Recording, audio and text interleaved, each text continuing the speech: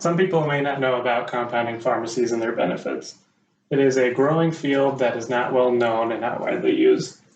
Some of them are beneficial for people who have health concerns, and just for other benefits as well.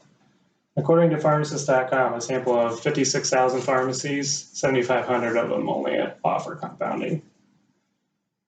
The benefits outweigh the cons in my opinion, and I'll explain why.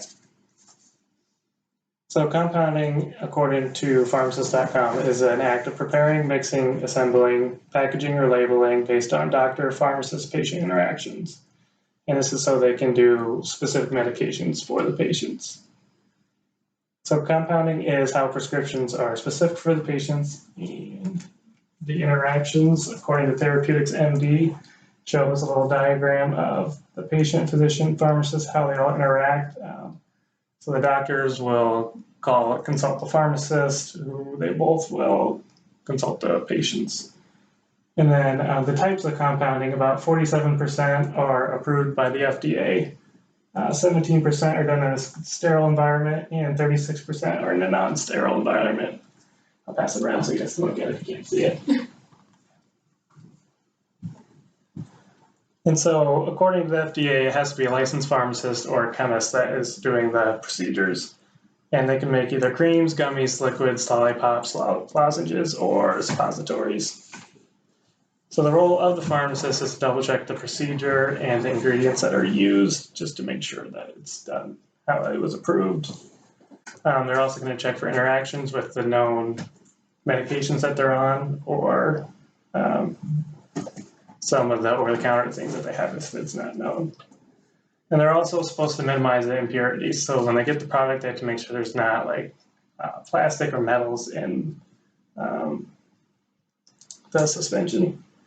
And they also make sure the product is the correct color, smell, odor, obviously without sampling it, and make sure the proper storage information is on the label, and also that they tell the patient about it. So not only can medications be created in different forms, but they can also be based on the patient needs. So the chemical techniques can give the better patient satisfaction.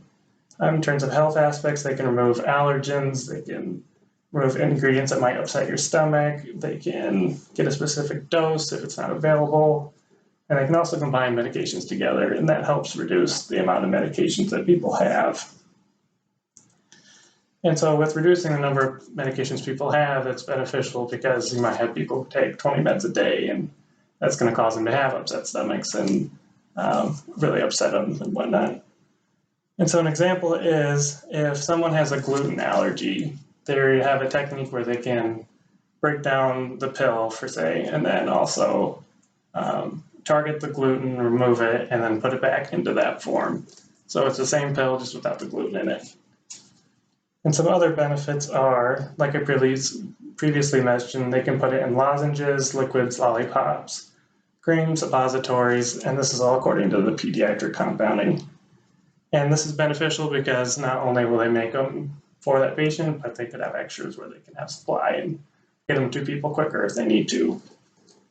Other benefits are they can make medications for people of any age, old or young, and then also they can do it for animals. That doesn't restrict them. And they can add any flavor they want. It's just a little added ingredient that they put in to make it taste better. That really helps with younger patients, since younger kids usually don't like the bitter taste of some medications.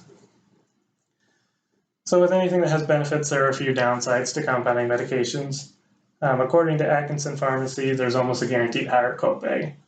And this is because there's little insurance coverage due to the specificity, can't say it, the specifics of the medications. And then it also depends on the pharmacy if they're able to bill to the insurance. And then if you've ever taken any sort of lab class, you know any procedure can take time to do. It can range 15 to 20 minutes, all the way up to an hour, just depends on what they're making.